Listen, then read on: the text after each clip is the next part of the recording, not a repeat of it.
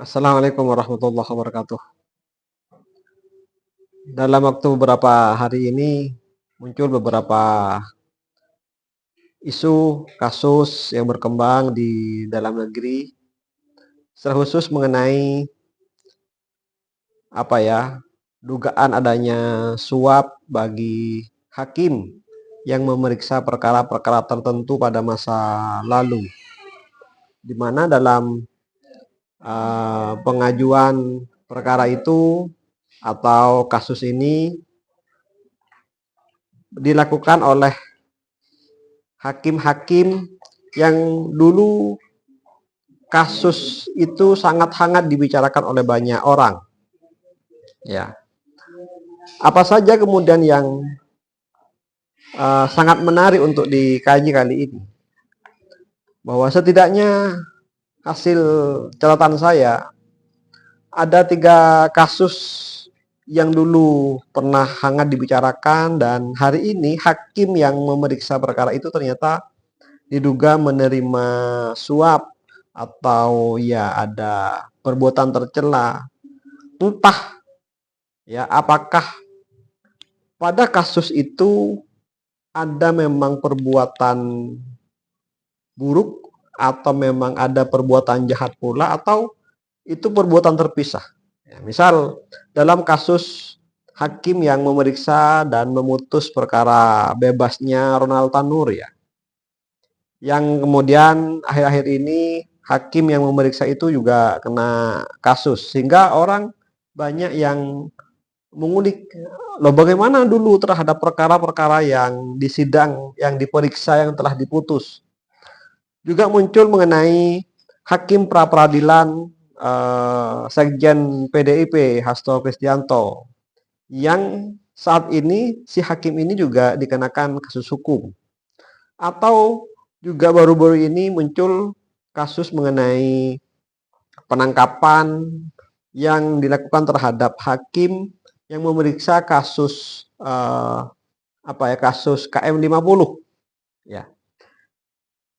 Semua itu mengusik perhatian dan amatan dari banyak orang. Mengapa? Karena orang kan berharap ketika hakim memutus perkara betul-betul dilakukan didasari atas keadilan semata, sesuai dengan amanah konstitusi, sesuai dengan amanat perintah undang-undang bahwa hakim itu harus memeriksa memutus perkara seadil-adilnya. Bahkan dalam amanah putusan itu demi keadilan berdasarkan ketuhanan yang Maha Esa, bahwa hakim itu ya tidak bisa dilepaskan dari campur tangan, seakan-akan campur tangan Tuhan di muka bumi untuk menciptakan rasa adil bagi masyarakat yang sedang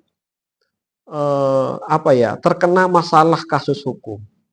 Lah, hanya kemudian beberapa akhir ternyata diketahui si hakim ini punya rekam jejak yang buruk. Apakah terlepas saat memeriksa kasus itu si hakim diduga menerima suap atau tidak, atau ada kepentingan di dalamnya atau tidak, atau betul-betul memang ada keterikatan kasus itu dengan hal yang dialami oleh si hakim pada saat memeriksa kasus itu. Ya, saya hanya akan mengkaji mengenai bagaimana kemudian satu hukum putusan pengadilan yang telah diputus dulu ternyata kemudian hari ada kecacatan oleh hakimnya. Diduga misalkan hakim pada saat memeriksa perkara itu ya menerima suap atau korupsi. Bagaimana status putusannya? Bahwa putusan pengadilan itu ya merupakan putusan, apalagi sudah ingkrah memiliki kekuatan hukum, ya tetap harus dinyatakan sebagai putusan yang harus dihormati. Tidak kemudian karena karena dulu diduga melakukan kejahatan, putusannya kemudian kita tidak anggap sebagai putusan. Seakan-akan kita tidak mau mengeksekusi sesuai dengan amar putusan itu. Baik itu pada kasus perdata maupun pada kasus pidana ya.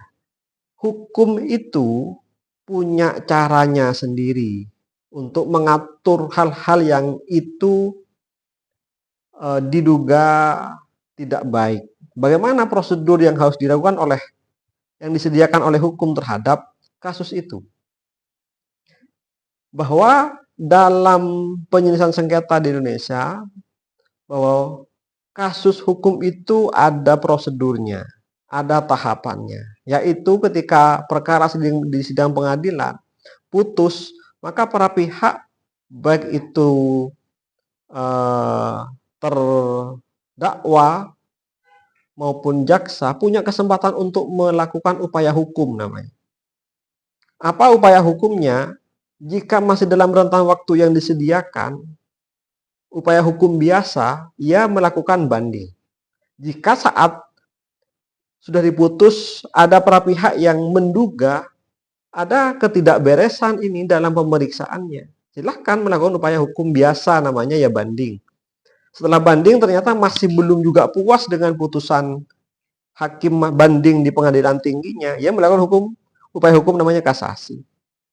Setelah upaya hukum kasasi itu yang nggak ada jalan lain. Nanti sudah ingkrah baru melakukan upaya hukum luar biasa namanya peninjauan kembali. Lah, terhadap perkara yang sudah diputus misalnya sudah ingkrah, batasan waktu normalnya 14 hari sudah tidak ada lagi, maka para pihak saat ini kumpulkan bukti-bukti baru untuk mengajukan peninjauan kembali. Artinya nanti pengadilan akan diminta untuk menguji kembali apakah proses persidangan, apakah bukti-bukti yang ada pada dulu itu penerapan hukumnya sudah benar atau tidak, diminta dikaji lagi, itu namanya peninjauan kembali.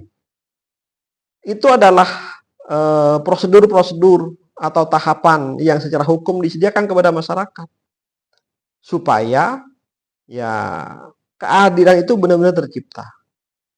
Maka memang harapannya sesungguhnya adalah bagaimana hakim itu betul-betul dapat mewujudkan harapan masyarakat ini. Masyarakat pun menaruh harapan tinggi supaya hakim betul-betul menjadi menjadi tonggak terwujudnya integritas moral. Jadi kode etik hakim dalam penyelenggaraan peradilan betul-betul dapat diikuti untuk bersikap jujur, ya, menggali hukum yang adil sesuai dengan harapan masyarakat. Ya, itu karena perihal ekspektasi masyarakat yang terlalu tinggi. Berbeda dengan misalkan perlakuan secara personal orang yang berkasus dengan orang lain. Ya, itu tentu harapan masing-masing orang. Tapi ada kalau perihal perbuatan yang secara masif dilakukan, yang itu perilaku umum, korupsi misalkan, itu kan mencederai perasaan semua orang, tidak hanya orang yang berkasus di situ, tapi melukai perasaan semua masyarakat. Orang yang telah kadung mencintai bagaimana peradilan ini terwujud dengan baik, menjadi tercoreng karena perilaku oknum-oknum hakim yang tidak mencerminkan sikap taat pada hukum yang sebenarnya. Lah, harapannya apa ya? Hakim betul-betul bisa menjadi ya pionir dalam menegakkan keadilan dan memang bisa berbuat adil dalam memutus perkara. Kalau memang tidak ada kaitan antara kasus yang saat ini terjadi dengan perkara-perkara yang telah diperiksa pada masa lalu, barangkali ya tidak apa-apa, yaitu memang menjadi masalah pribadi si hakim. Tetapi kalau kemudian perkara dulu itu ternyata memang mengandung problem pada sisi hakim, ya itu amat sangat disayangkan sekali saat memeriksa perkara ternyata memang dilakukan dengan itikat buruk oleh si hakim sendiri, oleh para pihak-pihak yang terikat di dalamnya. Harapannya adalah ya hakim kita dorong untuk berbuat baik sehingga amanat konstitusi lembaga peradilan itu memang betul-betul menjadi lembaga pengadil. Ya, betul menjadi wakil Tuhan di muka bumi untuk menciptakan keadilan. Ini harapan masyarakat. Jangan sampai kemudian harapan ini dilukai atau pupus karena oknum-oknum yang kurang bertanggung jawab itu. Nah, maka kemudian sistem peradilan kita memang harus diperbaiki agar tidak semuanya terjadi begini-begini. Banyak hakim yang masih baik, tentu kita terus harus percaya sambil lalu memperbaiki sistem-sistem yang ada ini. Ya, pada intinya bahwa ketika perkara itu sudah diputus oleh pengadilan, harus dihormati sebagai hukum yang kita anggap benar sampai ada putusan baru yang mengatakan bahwa putusan itu tidak berlaku. Itu mekanisme hukum yang harus kita hormati bagi masyarakat, bahwa sebelum ada putusan yang baru, kita hormati itu sebagai putusan yang harus bisa dieksekusi. Maka bagi yang tidak setuju, tidak terima, para pihak tentunya ia melakukan upaya hukum sesuai dengan ruang yang disediakan oleh negara. Oke, semoga bermanfaat.